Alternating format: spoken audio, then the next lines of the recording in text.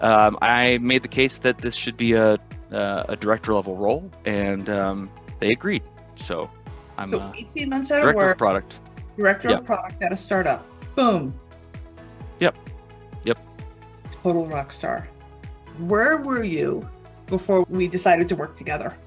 I had been unemployed for 18 months. I've been doing like a little bit of consulting work, but yeah, I was at a company.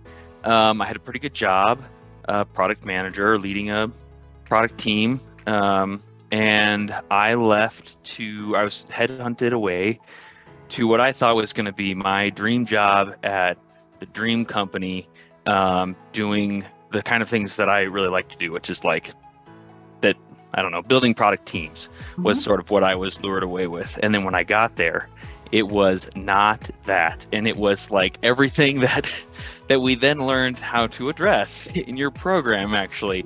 And, maybe things would be different, but it was also probably for the best that I got out of that crazy situation. And and yeah, it ended rather abruptly.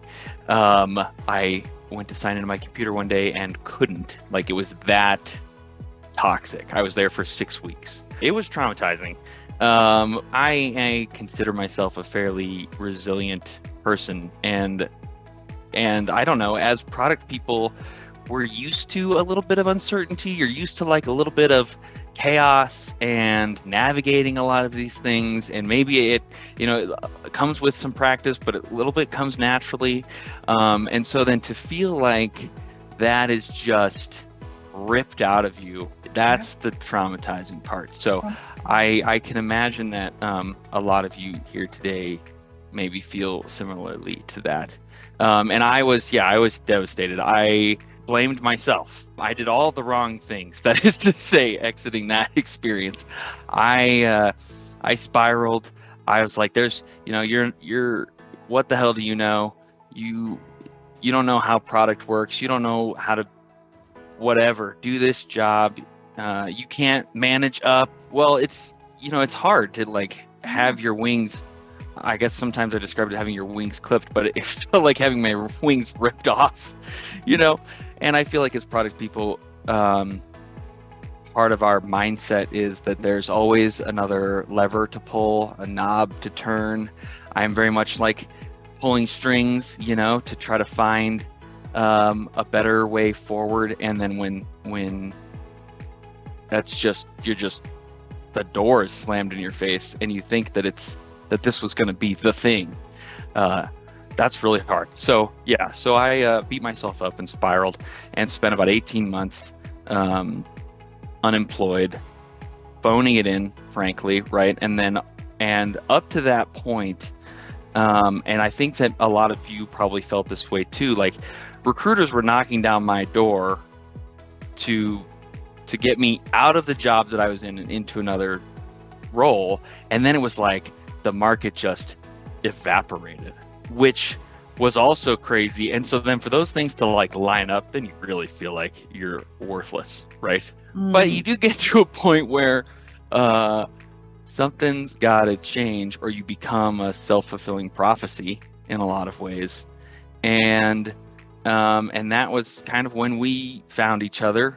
So what made you decide, in spite of being financially constrained and being out of work, to invest in yourself? What I made you think decide to take the risk?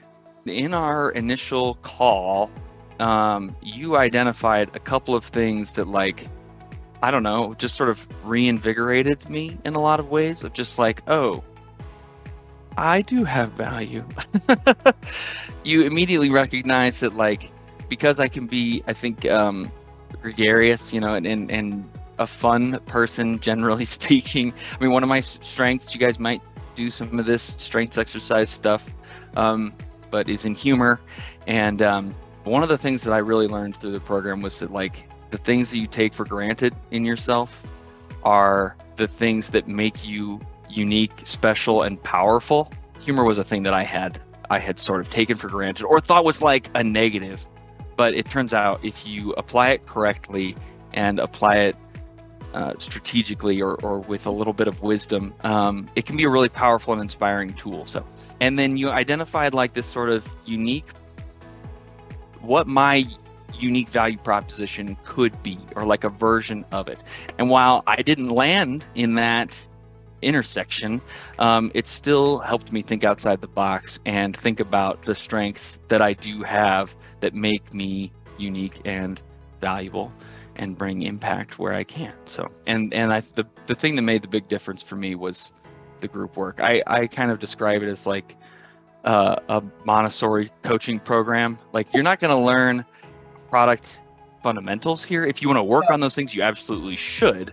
But you're going to learn like how to keep yourself from getting triggered, and then how to manage it when you are, and how to manage it when other people are. And what's so encouraging about the sort of group work is that you are in this group of people who are at all different places in their careers, and that's sort of the Montessori part of it, right? And also at different places in the program. And so you just have this sort of and then you're surrounded by people who are like in similar places to you, and also motivated to move their careers to the next level. Even when you're feeling unmotivated, the only thing that you actually have to do is show up.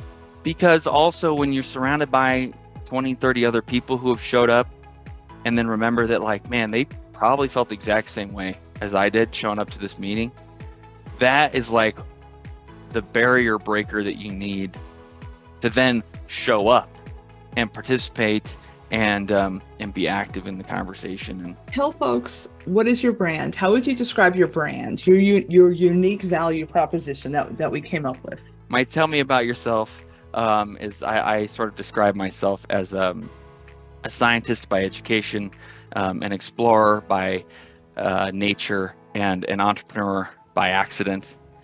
And I consider I say by accident because I never set out to start a company. I set out to solve a problem, and then if we can turn it into a business at the same time, then all the better.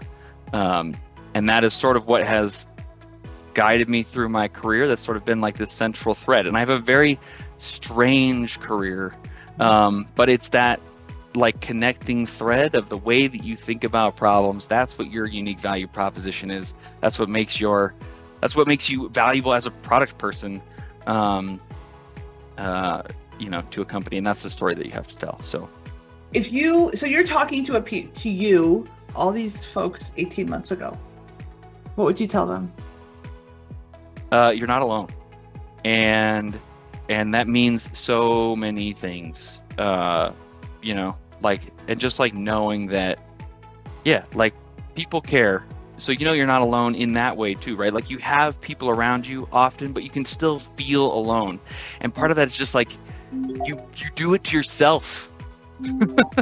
And so then just knowing that like, you're not alone, and that you're not the only person who's trying to navigate this right now, but that also you don't have to do it alone. And it's an amazing community. The alumni, I mean, it's 600 plus amazing rock stars and product who care. This is a community of senior level product folks who we don't talk about how to prioritize requirements. That's not what this is. This is about landing, leading, and thriving. So thank you, Bobby. I so appreciate